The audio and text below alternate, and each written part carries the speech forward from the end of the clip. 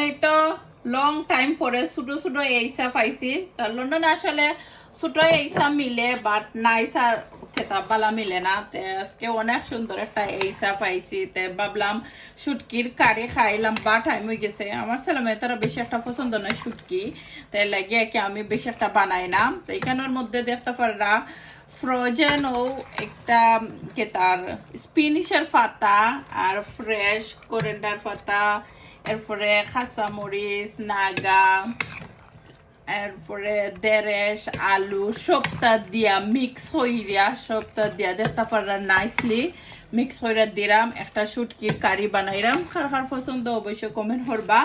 আমার বাসার তো আমার বেশি পছন্দ আমার ব্রাদারের, আর অলরেডি হয়েছি আমার ছেলে মেয়ে তারা পছন্দ করে না শুটকির কারি বেশি একটা। রামিসারি আনার একবারে পছন্দ নাই।